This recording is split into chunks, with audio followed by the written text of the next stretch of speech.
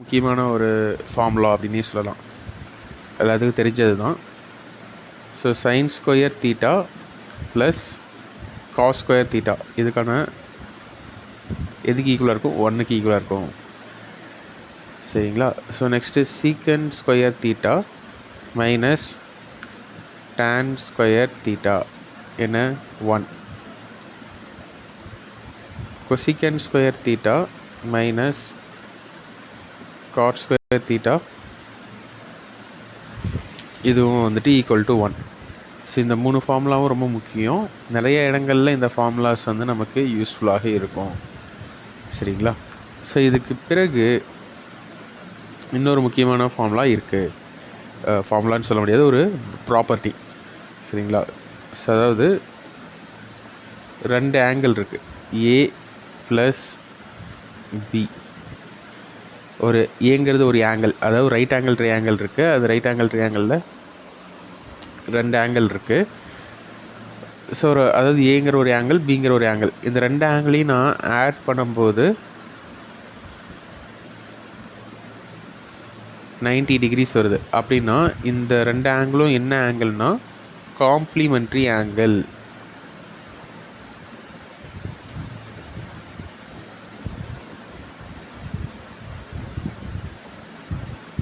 என்ன angle? Complimentary angle. 2 ஆங்கிளை நான் ஆட் பண்ணும்போது எனக்கு 90 டிகிரிஸ் வந்துச்சு அப்படின்னா அதுக்கு பேர் காம்ப்ளிமெண்ட்ரி ஆங்கிள். சரிங்களா? ஸோ இப்போ இந்த மாதிரி காம்ப்ளிமெண்ட்ரி ஆங்கிளாக இருக்குது அப்படின்னா ஒரு சில ப்ராப்பர்ட்டிஸ் வந்துட்டு இருக்குது. என்னென்னா sine A is equal to cos B. சரிங்களா? இப்போ எக்ஸாம்பிளுக்கு என்ன பண்ணலான்னா சைன் 30 எடுத்துக்கலாம். சைன் 30 எதுக்கு ஈக்குவலாக இருக்கணும்? காஸ் ஏ வந்து 30னா பி என்னவாக இருக்கும்? 60யாக இருக்குமா? காஸ் 60. சைன் 30னுடைய வேல்யூ என்ன?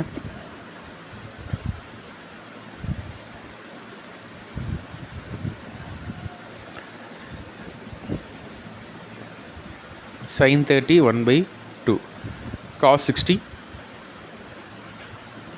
1/2 தான். ஸோ 2 ஈக்குவலாக இருக்கா? ஸோ அதுதான் இந்த ப்ராப்பர்ட்டி. ஸோ அதே போல்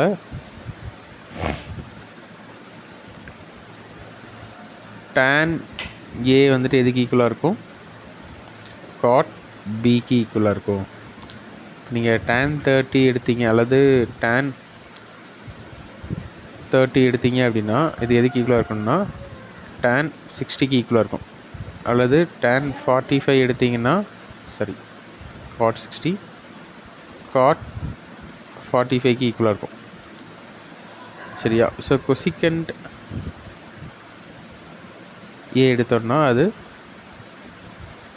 சீக்கண்ட் பிக்கு ஈக்குவலாக இருக்கும். ஸோ இது எப்போ இதெல்லாமே இப்போ ஈக்குவலாக இருக்கும் அப்படின்னா ஏ ப்ளஸ் பி, ஏவும் பியும் காம்ப்ளிமெண்ட்ரி ஆங்கிளாக இருந்துச்சுன்னா தான். ஸோ ஏவும் பியும் காம்ப்ளிமெண்ட்ரி ஆங்கிளாக இருந்துச்சுன்னா இந்த ப்ராப்பர்ட்டிஸ் எல்லாமே வந்துட்டு ஒர்க் ஆகும். இல்லைனா வந்துட்டு இது 2 ஈக்குவலாக இருக்காது. இப்போ நம்ம இதை எப்படி எழுதலாம்னா சைன் ஏ இது இந்த பக்கம் வந்துச்சுன்னா என்ன? 1/cos பியா? ஸோ 1/cos பினா என்ன அர்த்தம்? அது சீக்கண்ட் பி ஈக்குவல் டு 1 அப்படின்னு நம்ம எழுதலாம். Sine A into secant B equal to 1. So tan A இந்த காட் பி இந்த வந்துச்சுன்னா 1/cot பி. 1/cot பினா என்ன அர்த்தம்? tan B equal to 1. So cosecant A இருக்குது, சீக்கண்ட் பி கீழே வந்துச்சுன்னா அது வந்து என்னங்க? Cos. Cosecant A secant B இதை வந்துச்சுன்னா 1/secant பி வரும். அப்போது காஸ் பி ஈக்குவல் டு 1. சரிங்களா? ஸோ இந்த ப்ராப்பர்ட்டிஸ் வந்து நம்ம தெரிஞ்சு வச்சுக்கணும். ஒரு சில இடங்களில் நம்ம இது டேரெக்டாகவே இது சம்ஸில் வந்துட்டு யூஸ் பண்ணுற மாதிரி இருக்கும். சரியா? சரி. ஸோ நம்ம வந்துட்டு இப்போது ரொம்ப பேசிக்காக இருக்கக்கூடிய ஒரு சில சம்ஸ் வந்து பார்க்கலாம். இப்போது ஒரு வேல்யூ கொடுத்துட்டாங்க. tan ஏ ஈக்குவல் டு 3/4 அப்படின்னு கொடுத்துட்டாங்க. உங்கள்கிட்ட சைன் ஏ கண்டுபிடிங்க அப்படின்னு வந்து சொல்கிறாங்க. என்ன கண்டுபிடிக்கணும்? tan ஏ வந்து 3/4ன்னு கொடுத்துட்டாங்க. நம்ம என்ன கண்டுபிடிக்கணும்? சைன் ஏ கண்டுபிடிக்கணும்னு சொல்கிறாங்கன்னு வச்சுக்கலாம். இப்போ நீங்கள் ஜஸ்ட் இதுக்கு ட்ரையாங்கிள், ரைட் ஆங்கிள்டு ட்ரையாங்கிள் வந்து போட்டுருங்க. சரிங்களா? ஸோ tan ஏக்கு ஃபார்முலா என்ன? tan ஏனா என்ன அர்த்தம்? Opposite by adjacent.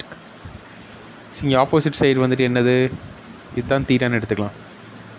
தீட்டான்னு எடுத்தோம்னா இதுதான் ஆப்போசிட், அட்ஜசன்ட் 4. அப்போ நமக்கு இந்த ஹைபோட்டனஸ் சைடு தெரியாது. ஆனால் சைன் நம்ம கண்டுபிடிக்கணும். நமக்கு என்ன தேவை? ஆப்போசிட் பை ஹைபோட்டனஸ் தான் தேவை. ஆனால் இங்கே ஹைபோட்டனஸ் இருக்கா? இல்லை. ஹைபோட்டனஸ் எப்படி கண்டுபிடிக்கலாம்? பித்தகோரஸ் தியரம் மூலியமாக நம்ம கண்டுபிடிக்கலாம். ஸோ பித்தகோரஸ் தியரம் மூலமாக நம்ம ஃபஸ்ட்டு ட்ரை பண்ணலாம். ஸோ பித்தகோரஸ் தியரம் என்ன? ஹைபோட்டனஸ் சைடுக்கு 3² √3² + 4². என்ன வரும்? 9 + 16 25 வரும். √25 வரும். ஸோ இதோடைய வேல்யூ 5. சரிங்களா? ஹைபோட்டனஸ் சைடு வந்துட்டு 5, ஆப்போசிட் சைடு வந்துட்டு 3, அட்ஜசன்ட் சைடு வந்துட்டு 4. சரிங்களா? ஸோ இப்போ ஆப்போசிட் சைடு வந்துட்டு என்ன வருது? 3. Hypotenuse side 5. அப்போ சைன் ஏ வந்துட்டு என்ன தான்? 3/5 தான். ஒருவேளை காஸ் ஏ கேட்குறாங்கன்னா, சரி காஸ் தீட்டா தானே இங்கே போட்டிருக்கோம், தீட்டாவே எடுத்துக்கங்க. ஸோ காஸ் தீட்டா கேட்குறாங்கன்னா என்ன? காஸ் தீட்டாக்கு அட்ஜசன்ட் பை ஹைபோட்டனஸா? ஸோ 4 அட்ஜசன்ட்டு, ஹைபோட்டனஸ் வந்து 5. ஒருவேளை கொசிக்கன் தீட்டா கேட்டாங்க அப்படின்னா, கொசிக்கன் தீட்டாக்கு ஃபார்முலா என்ன?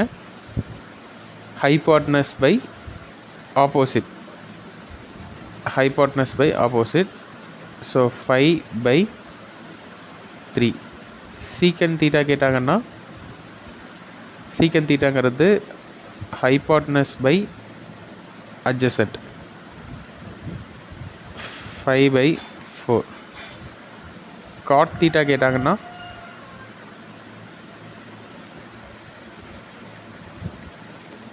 Adjacent by opposite, 4/3. சரியா? ஸோ இப்போ இந்த மாதிரி தான் வந்து நம்ம இந்த சம்ஸ் வந்துட்டு ஒர்க் அவுட் பண்ணுவோம். இன்னொரு சம் நான் இதே போல் சொல்கிறேன். ஸோ tan θ = 5/6ன்னு எடுத்துக்கலாம். 5/6 அப்படின்னு வந்து எடுத்துக்கலாம். ஸோ tan θ =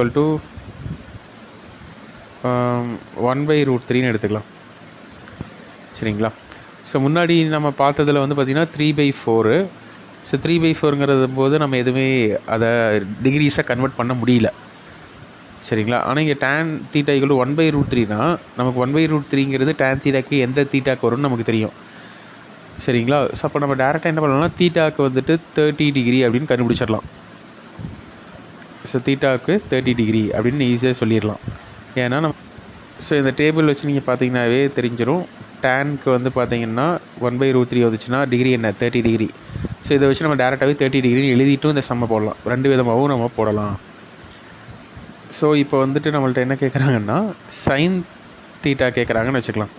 tan θ 1/√3ன்னு கொடுத்துட்டாங்க. சைன் தீட்டா கேட்குறாங்க.